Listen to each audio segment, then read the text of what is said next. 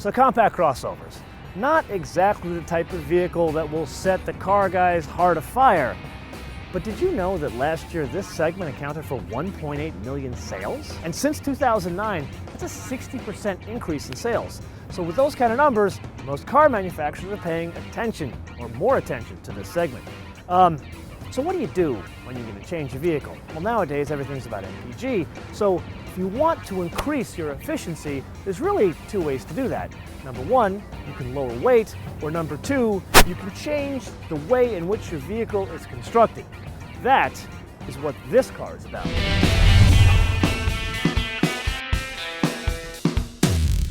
So the first thing is change a couple of construction techniques. Instead of steel in certain places, like the hood, they've used aluminum. So not that most yummy mommies would be doing this, but you could bounce the hood, much like a basketball. And then it still closes. The other thing that's changed in terms of manufacturing, this vehicle is no longer manufactured in Japan. It is now manufactured about 25 miles from here in Smyrna, Tennessee. By the way, that's LP Field over there. It's where the Tennessee Titans play. Not that I'm a sports guy, but anyway, let's press on. We were talking about lower weight items, weren't we? So one of the things that's lower weight is the rear hatch. That also is no longer steel. That is made of fancy composites. That's a very interesting way of saying different types of plastics.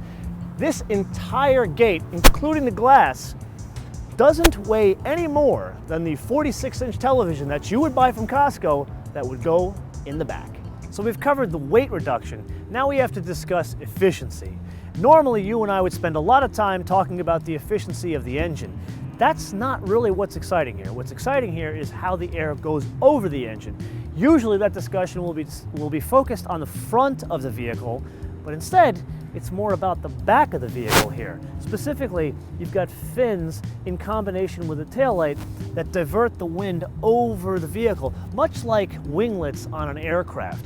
Those little winglets that go at the end of most wings on newer airplanes at least, they save about 10–15% in fuel efficiency. Not really quite the same bump here, but you get the same concept. The detail doesn't end there. Believe it or not, the muffler has one of these fins, so there's a wind deflector underneath the car that's attached to the exhaust. So the singing guy, Mike Betts from Arizona, couldn't make it on this trip, so we have his replacement, Matt. Matt is helping us demonstrate something very cool. Do you remember when we drove the Porsche Cayenne with Daniel in Alabama and we demonstrated Porsche Torque Vectoring Plus? I just like the way he said it. Basically, this is a very similar system, and what it does, it eliminates understeer. Sadly, the name is not very cool. It's active trace control. Nissan's got to work on that one. Anyway, basically what it does, it eliminates understeer. See, Matt's coming in and he's got a lot of understeer. He had to turn in really late to try to get or trace through these cones.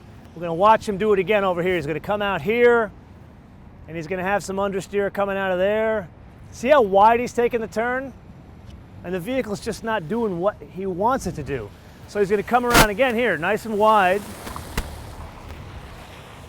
Now Matt's going to switch the system on, and basically what he's going to do is trace the line, hence the name. Granted, it's very literal, but not exciting as Porsche Torque Vectoring Plus. And he's going to come around. Notice how much closer he can get to me here. It will use the power from the engine as well as corner braking to follow the intended paths. You don't even hear the understeer because there isn't any understeer. I think Matt needs a cool Brazilian accent, don't you? And watch. Hopefully he doesn't kill me in this instance. Welcome, Matt from Arizona.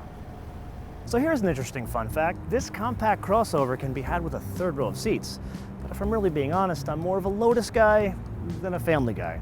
So I enlisted the help of two family men. You might know them, Nathan and Roman from TFL Car. Basically what we did is we went and found one of these with a third row of seats, and let's just say we staged a very graphic demonstration of how to use said seats. We also did some driving impressions too. So I'd suggest going over to their channels on YouTube, TFL Car or TFL Truck, or just check them out at tflcar.com. So I have a bit of an open challenge for Nissan. I propose that we do a bit of a taste test for the intended drivers of these vehicles, namely Yummy Mommies. This vehicle has a CVT, and the entire purpose of the CVT is to get better fuel efficiency. Totally get it if you're buying a vehicle like this. But what if we were to put two of these side by side, like we have here, and put one of them with a CVT and the other one with, say, an 8 or 9 speed transmission, and then put the Yummy Mommies behind the wheel, not tell them which transmission or that there's even a difference, and ask them what they think, which car they like to drive better. I'm willing to bet money that the one with gears is the one that wins. So click here to watch one of our 250 other episodes, click here to subscribe, and can we ask you guys a favor? Can you watch these within the first 36 hours? Because it gets us more views, which gets us more dollars, which gets you more episodes. And of course, follow us, MotoManTV, all one word, Facebook, Twitter, and Instagram. I'll see you guys next time. I have it on good authority that the name of this vehicle is open to interpretation. Is it Rogue or is it Rogue U?